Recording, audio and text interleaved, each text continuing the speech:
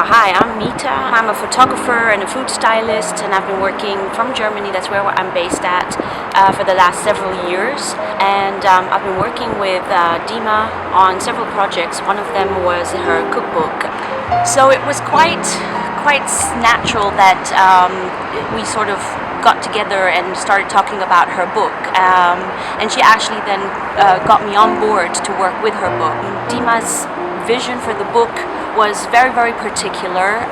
She needed somebody who could actually portray what her words were supposed to be in the book about her family, her traditions, her experience with food, sort of on an image. And we worked together. She sent me a lot of videos, a lot of cultural pieces of writing, and sort of giving me more food for my own imagination and my own creativity.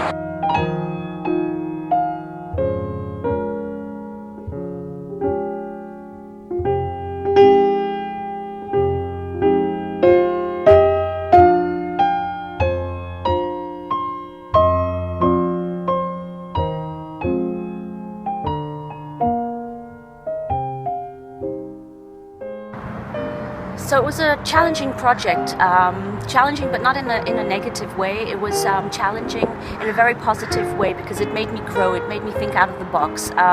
Dima had very clear visions about what she wanted for the book, and I wanted to be able to match those visions, those words that she was writing in the book, and that was very important to me. So when we actually sat together and we discussed what she was looking for, I really went back to those videos, into that pieces of writing and the prose that she sent me, trying to figure out what this culture was. Although I've lived in the Middle East for so many years, and I have a good idea about what the culture here is and what the heritage is, it was different in a way because I was getting it firsthand from a person who's experienced all this, and this was very important for me to be able to show it on the images as well, to show this experience that this one person has gone through, not only herself but her family, her grandmother, her mother, what they did and how they lived in the kitchen, how the problems that they had and how they overcame those problems. And in the book, there are many chapters, many stories, and it's about different levels, and that's why the imagery is so specific. There are traditional aspects mixed with modern, but not in the modern sense that we understand it. Modern over the decades, how it sort of modern became from that tradition and how that modern became. We use specific props, we use specific pieces of cutlery and pictures and prose in the imagery, colors that really, I hope, make the viewer match the words when they're reading it, and when they read the pictures will match what they imagine. So it's basically, I'm hoping that both the aspects of this book will complement each other. It's not your typical cookbook that you would actually just place in a kitchen shelf.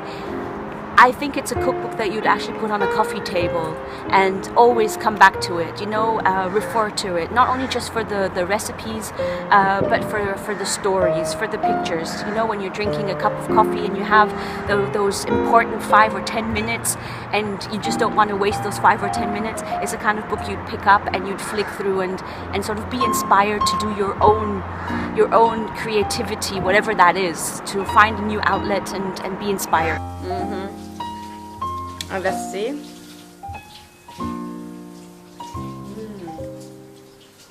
No, don't take my mouth.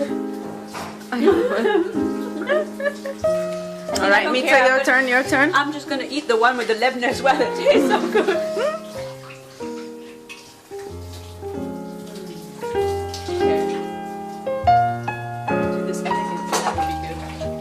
All right.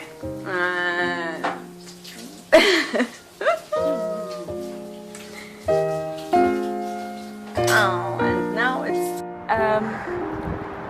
Dima wanted this book to be very, very non-pretentious. She didn't want it to be a glossy, glitzy, glamour kind of book. She wanted it to be down to earth, where every single person, every housewife can relate to and find something for themselves.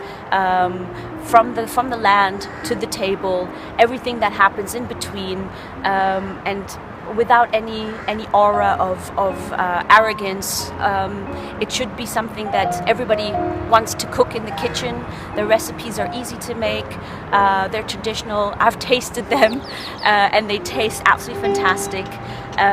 They're colorful.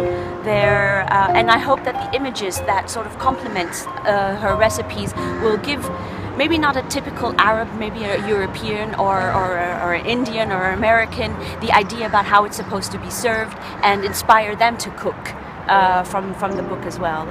Some great recipes. Part of the recipes and the shoot we did in Germany, but the majority of the recipes we shot here.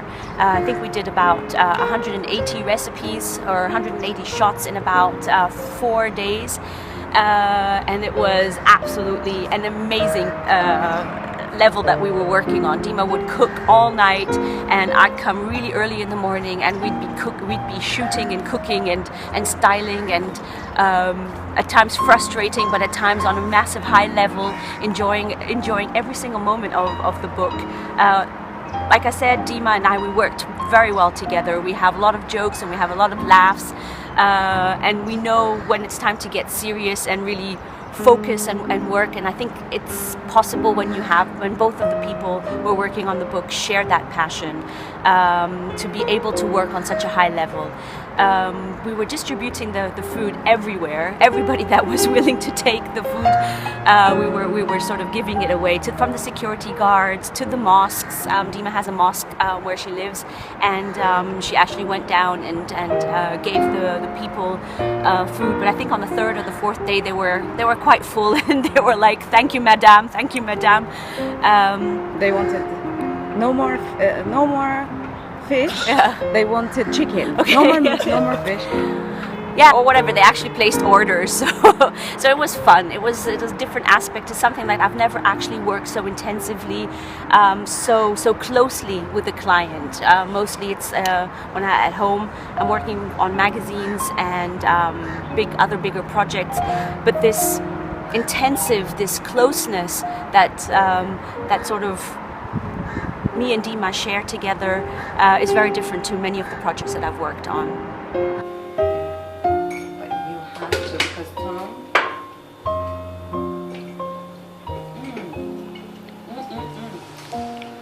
Oh my god, this is so good. Right?